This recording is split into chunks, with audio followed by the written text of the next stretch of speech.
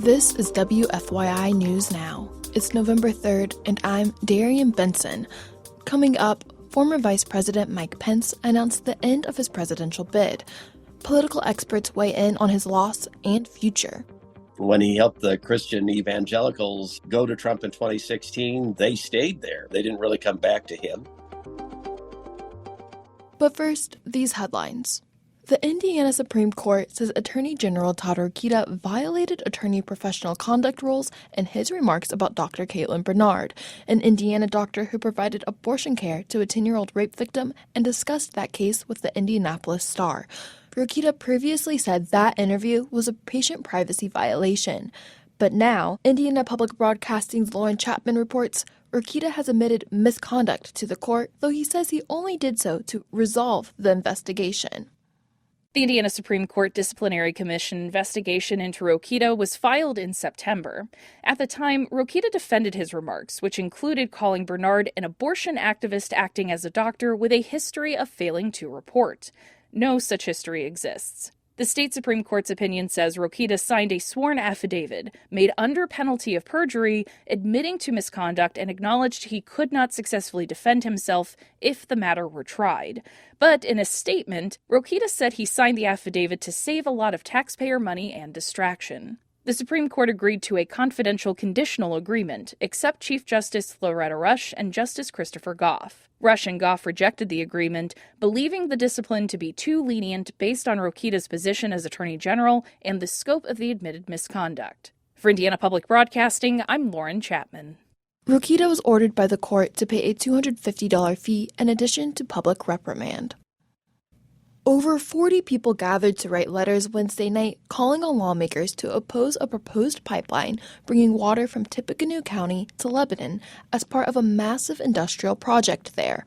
WFYI's Ben Thorpe reports the event marked the first official meeting of Stop the Water Steal, a local group taking action against regional water withdrawals.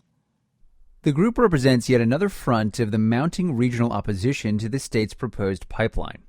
Sandra Alvillar is the director of strategy for Stop the Water Steal. She says many people in the community feel like they don't have the power to resist the state's project. We want to prove to them that if they show up in numbers, they will be heard. These letters are just the first step in this whole process. Alvillar says the hope is to organize communities all along the Wabash River to stand against the state's project. The Indiana Economic Development Corporation recently released the early findings of a study into regional water availability, which found there was abundant water to support growth in both Lebanon and the greater Lafayette area. I'm Ben Thorpe. Some counties across the state are experiencing shortages in poll workers.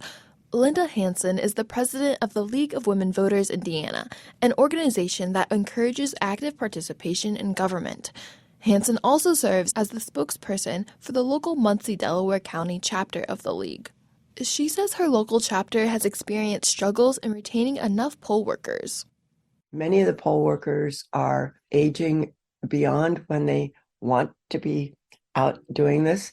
And certainly COVID and the possibilities of being exposed to so many people has impacted the response of some of the older workers. Hansen encourages any Hoosier interested in becoming a poll worker to check with their county clerk to assess the county's need for volunteers. Many Indiana residents will vote in this election on whether to increase property taxes to give more money to local schools.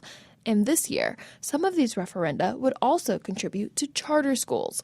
From WFYI's Education Desk, Eric Weddle reports on potential confusion over this new law.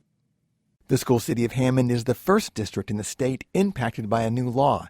It's required to share property tax revenue with charter schools if the referendum wins voter support. Charter schools, which are publicly funded but independently managed, don't typically receive those funds in Indiana. A new law changed that. But Common Cause Indiana Director Julia Vaughn says the law does not require the ballot question explain any of this. I think voters, might after the fact feel a bit hoodwinked. The school city of Hammond superintendent says they will share revenue with 10 charter schools if the referendum passes. I'm Eric Weddle, WFYI News. Former Vice President Mike Pence announced the end of his presidential bid last week. He is the first major candidate in the Republican primary to do so, and many political experts now weigh in on his loss and future. Professor Paul Helmke at Indiana University's O'Neill School says that Pence lost the evangelical conservative base that made his career. When he helped the Christian evangelicals go to Trump in 2016, they stayed there. They didn't really come back to him. The Reagan part of the party is pretty much dead and gone. It's a brand new party. Pence had hoped the Iowa caucus would save his campaign. Mike Wolf is the acting director of the Mike Downs Center for Indiana Politics. His strategy was really to do well in Iowa, where he had a lot of likely success as a more religiously conservative candidate. But the problem is to get to Iowa, you have to end up having success in the polling nationwide. The Columbus native and former Indiana governor was fifth in national polls by the time he withdrew. Analysts say Pence still has standing in national politics.